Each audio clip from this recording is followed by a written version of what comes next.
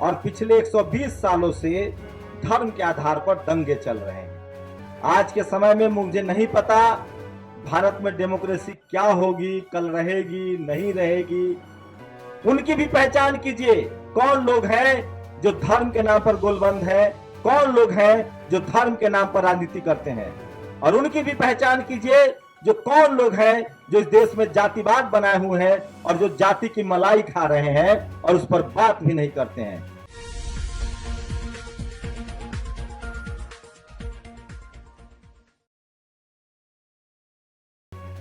शुक्रिया तमाम आयोजक लोग और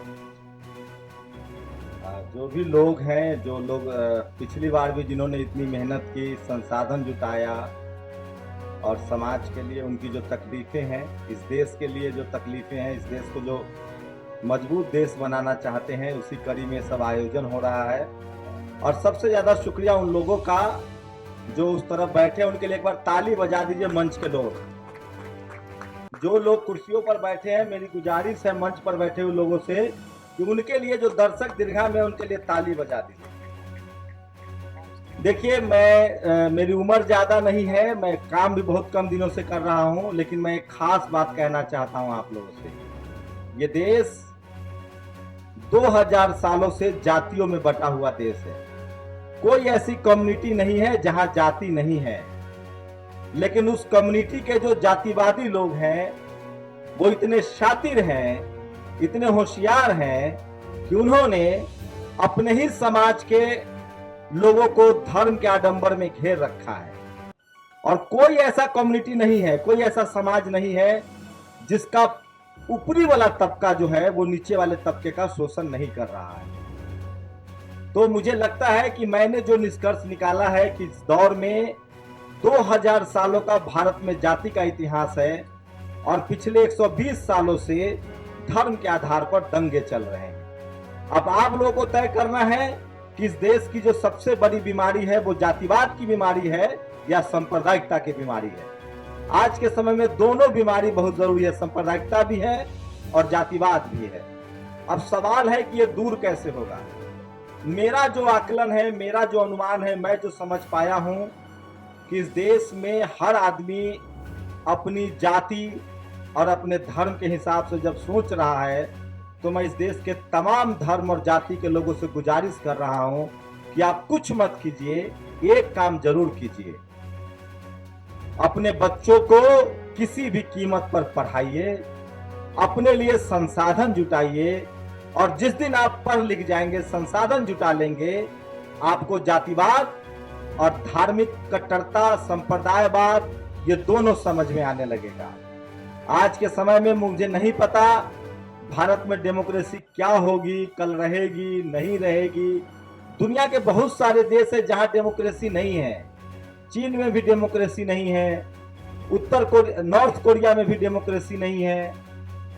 भारत में बहुत जिस तरह की लोग अंदेशा जता रहे हैं, लेकिन मैं ये बात जानता हूं कि इस देश में डेमोक्रेसी बचाने की जिम्मेदारी सिर्फ शेड्यूल कास्ट के लोगों ने उठा रखी है और उन पर कितना बोझ डाला जाएगा।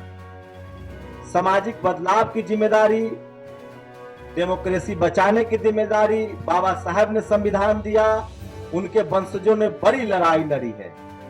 तथागत बुद्ध ने लड़ाई लड़ी, उसके बाद फूले, पेरियार, अंबेडकर, रैदास, कबीर साहब ने लड़ाई लड़ी, आजादी के बाद जगदेव बाबू ने लड़ाई लड़ी।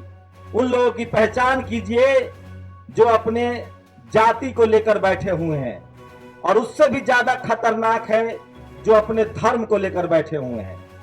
आखिर बहुजन समाज अपना धर्म भी छोड़ चुका है, अपनी जाति भी छोड़ चुका है, और वो एक सामाजिक एकजुटता की बात करता है और वो संविधान बचाने की बात करता है। उनकी भी पहचान कीजिए, कौन लोग हैं जो धर्म के नाम पर गोलबंद है, कौन लोग हैं जो धर्म के नाम पर राजनीति करते हैं। और उनकी भी पहचान कीजिए जो कौन लोग हैं जो इस देश में जातिवाद बनाए हुए हैं और जो जाति की मलाई खा रहे हैं और उस पर बात भी नहीं करते हैं। आप लोग तय कीजिए, इस देश में सबसे बड़ी समस्या जातिवाद की समस्या है जो 2000 सालों से चली आ रही है।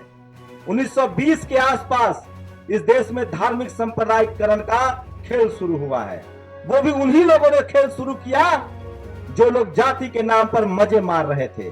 मुगलों के दरबार में कौन था दरबारी और कौन था राजा, उसकी जाति पता कीजिए। अंग्रेजों के दरबार में कौन था दरबारी, कौन अंग्रेजों को कह रहा था कि हम विदेश से आए हैं, कौन किताब लिख रहा था, उसका धर्म भी देखिए और जाति भी देखिए।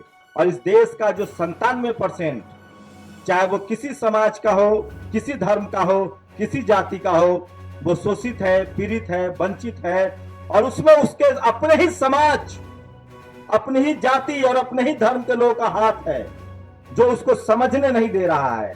तो ये समझ में आएगा कैसे? इसका एक ही रास्ता है, फूले, पेरियार, अंबेडकर, जगदेव प्रसाद, मानवर कांसी राम साहब, इन तमाम महापुरुष जिन्होंने उतनी ही किताबें लिखी, चाहे गुरु गोविंद सिंह हो, जिन्होंने किताबें लिखी हैं, जिन्होंने इस देश में नो रेस नो कास्ट, उन लोग की पहचान कीजिए। वो कौन लोग हैं जिन्होंने जाति और धर्म के नाम पर राजनीति नहीं की है, उन लोगों को अपना आइकॉन बनाइए। और जब आप इसकी पहचान करेंगे तब आपको लगेगा कि इसकी पहचान बिना पढ़े लिखे नहीं होगा। तो मैं आप सब लोगों से गुजारिश करता हूं कि राजनीति बदले न बदले, जाति धर्म की लड़ाई खत्म हो न हो, पता नहीं लोकतंत्र रहेगा कि नहीं रहेगा, संविधान बचेगा कि नहीं बचेगा।